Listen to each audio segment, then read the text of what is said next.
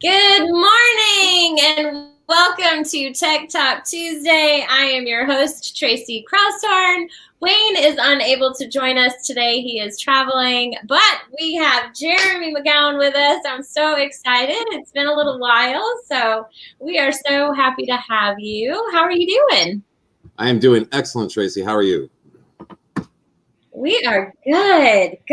Well, IT is ever changing, and that's why we do these talks. We get together and bring you the latest and greatest in IT and what's going on.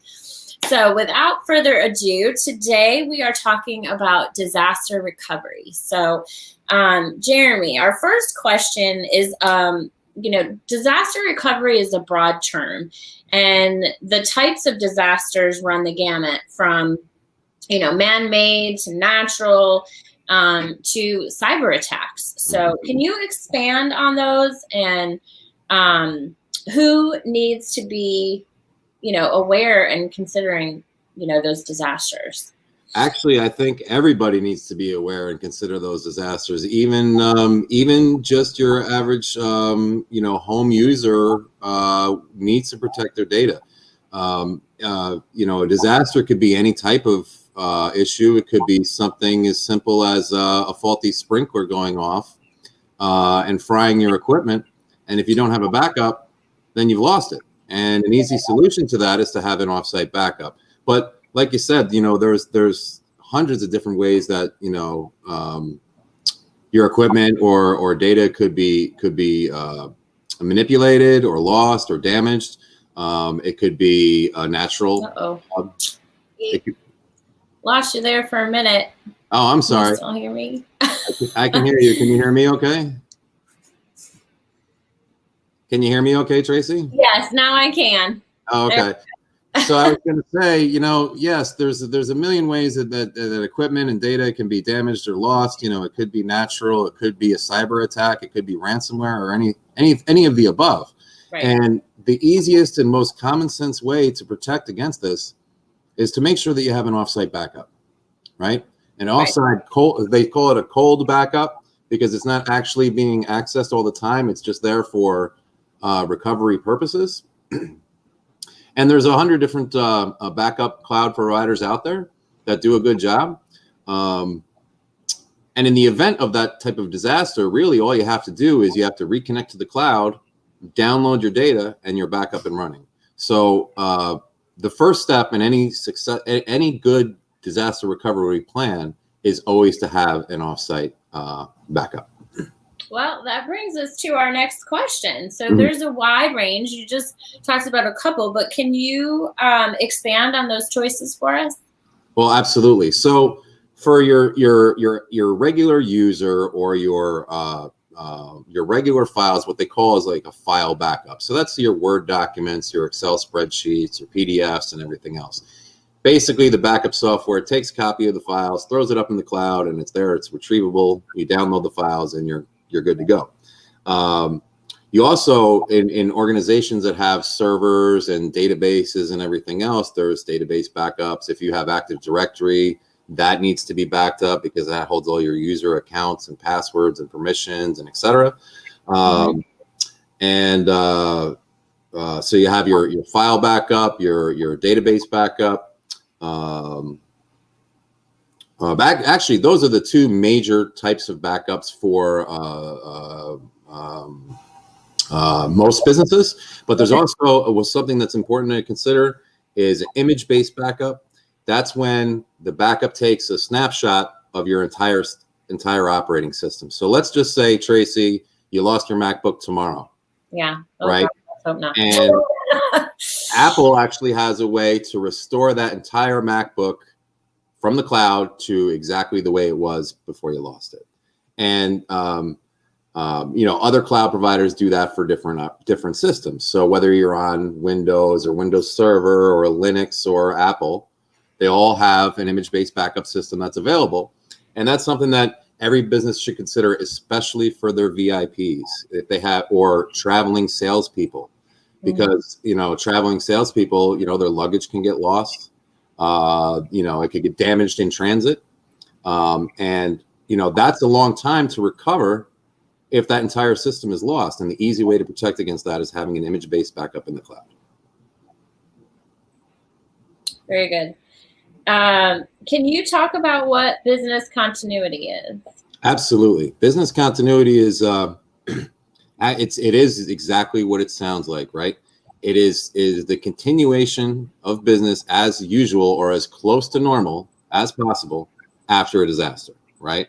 And the only way that we can actually do that is if we have a disaster recovery plan in place that allows us to achieve business continuity, right?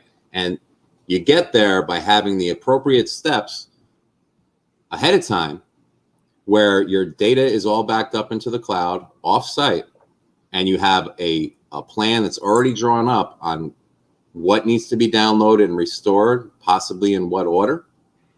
Because, let's just say you lost a couple of systems. Well, you want to get that server back up and running first, right?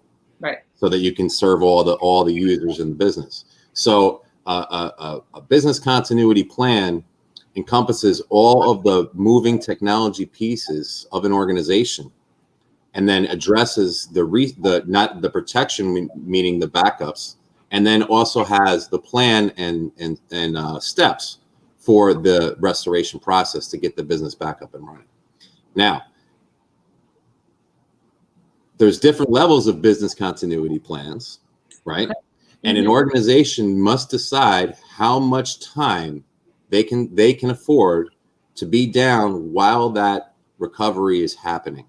So for some organizations, they need to get that business up and running right away, as fast as possible. Right. But there may be some archive records that they don't need right away. That's why these things need to be drawn up and they need to be planned out so that a business can recover from a disaster as quickly as possible.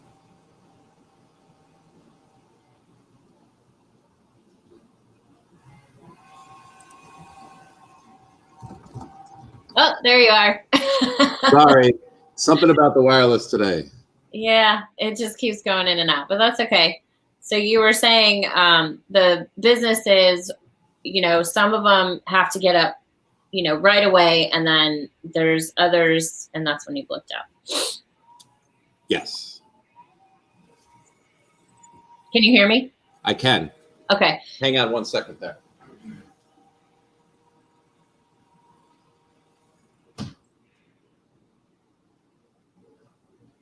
My apologies. That's okay. So just finished talking about, the different levels of the continuity, because I know it's important. Most businesses are going to need to get back up and running. I mean, I can't think of a lot of businesses out there that really can spend a lot of time down. Right. So, Right. And each business should work with a company, an IT provider who specializes in managed services. Right. Because we do this on such a routine basis, we can easily help a customer identify the pieces and parts that need to be, protected the most and backed up first, and how that can be done efficiently and cost effectively. Very good. So that brings up another question. What happens if your hardware is destroyed?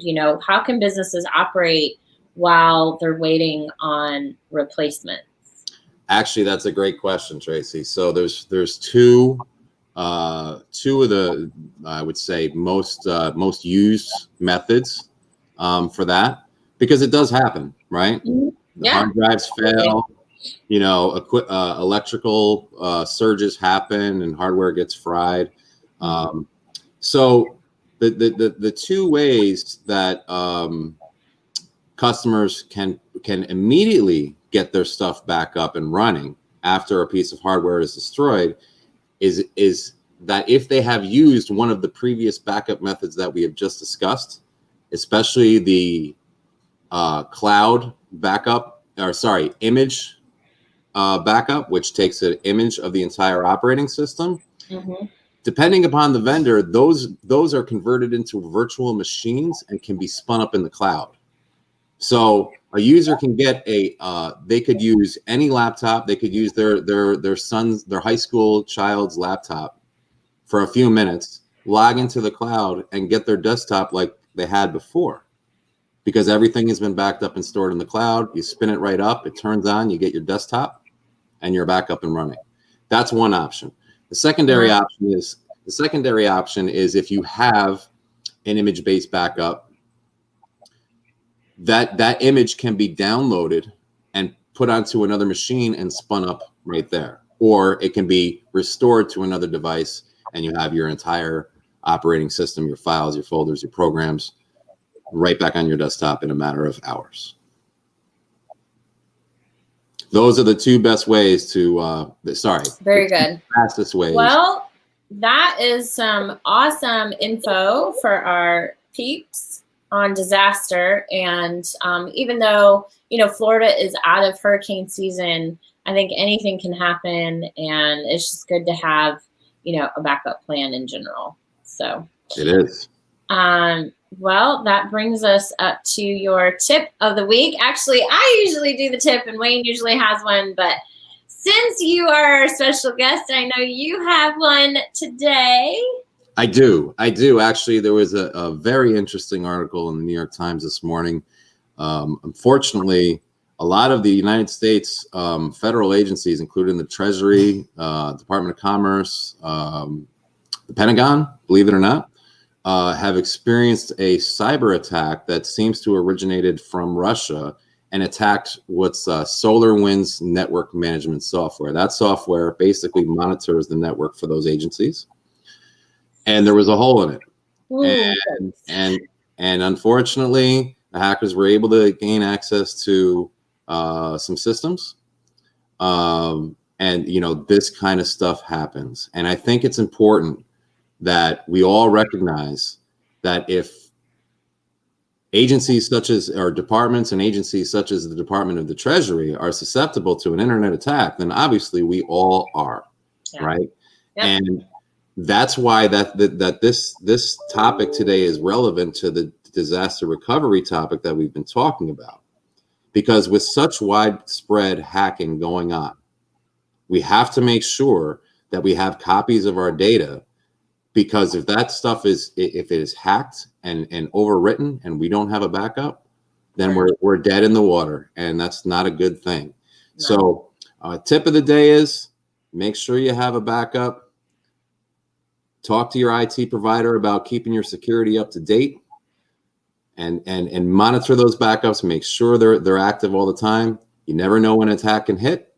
You want to make sure that you always have a backup you can restore. Yep. And if you don't have an IT provider, please give us a call. We're happy to discuss all your options with you and get you set up.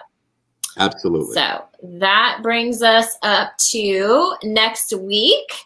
And back by popular demand, it is technology true or false. So we are looking forward to that. And with that, again, let me see. I don't see any questions from anybody, but as always, you guys can leave comments. We always look back at them, and, up on the screen, you can contact us, send us an email, reach out, however, and we're always willing and able to help. So we hope you guys have a great week. We will see you next week for Technology True or False. And you guys take care. See ya. Have a great day.